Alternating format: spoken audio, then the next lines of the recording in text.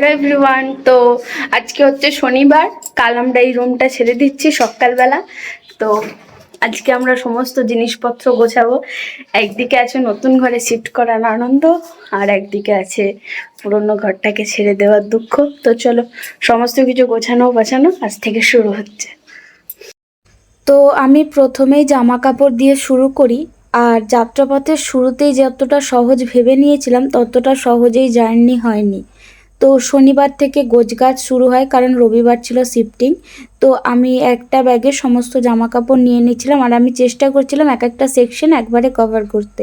জামা কাপড়ের পর চলে গেছিলাম বইয়ের পরে ওই 2:45 অবধি। তো সন্ধেবেলা উঠেছিলাম, উঠে আবার বাসনপত্র, জলের বোতল, আরও সমস্ত কিছু পর্দা যা একটা সংসারের জিনিস সেগুলো সব গুছিয়ে নিয়েছিলাম। রাত্রি 2টো অবধি করেছিলাম। তারপরে যে ওই নতুন ঘরটায় যাব তার জন্য তৈরি হয়ে নিয়েছিলাম, কারণ আমাদের সকাল 7টায় গাড়ি আসার কথা ছিল। তো আমি তো রাত্রি 2টো অবধি জেগেই নিয়েছিলাম, আর তোমরা শর্টসে সেটা দেখেছো। এটা হচ্ছে রবিবার সকালের ভিডিও। দেখো সমস্ত কিছু লোড হয়ে গেছে। এখানে সমস্ত আমার বরের জিনিস সমস্ত কিছু আছে। এবার হচ্ছে আমাদের নতুন ঘরে প্রথমেই আসি খাট ফিটিংসে। তো কোনটা কোথায় থাকবে, আবার একটা নতুন ঘর, নতুন জায়গা, কিভাবে কি করব সবটা মিলিয়ে করছিলাম। তারপরে সেটা করার পরে আমাদের প্রচণ্ড খিদে পেয়ে যায়, চলে আসি বিরিয়ানি খেতে। না খেয়ে আর শরীর সাথ দিচ্ছিল না। তারপরে বিরিয়ানি খেয়ে চলে এসেছিলাম আমাদের জিনিসপত্র কিনতে। আমাদের লাগতো একটা আলনা, একটা ঠাকুর রাখার জায়গা, টুকিটাকি বাসনপত্র। তো আমরা খেয়ে টাইম নষ্ট না করেই মানে ওগুলো কিনতে চলে গেছিলাম।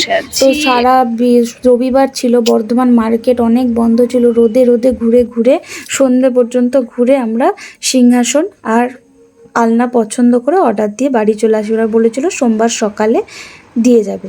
সোমবার সকালে দেখি আলনা আসবে, আলমারি ফিট করতে আসবে, সিংহাসন ফিট করতে আসবে। তার সাথে সাথে চলছিল ওয়াইফাইয়ের কাজ, ওয়াইফাইয়ের সাথে চলছিল ড্রিলিং একসাথে। মানে সেই দিনের আমার মাথা খারাপ করা অবস্থা। এই দিকে শনি রবি সোম 3 দিনই আমি ক্লাস করতে পারিনি, সে এক টেনশন। তারপরে আমরা ডাইরেক্ট চলে আসি গোছাতে। আর এই ওয়ার্ড্রপটা আমি নতুন নিয়েছি নতুন বাড়িটাকে সাজানোর জন্য। তারপর অনেক যুদ্ধের পরে আমার রুমটা মোটামুটি রেডি হয়ে গেছে। তো কাল থেকে আবার পড়াশোনা করতে পারবো। বিশাল হাইফাই কিছু নয়, একটা মধ্যবিত্ত ঘর যেমন গোছানো থাকে সেই রকমই।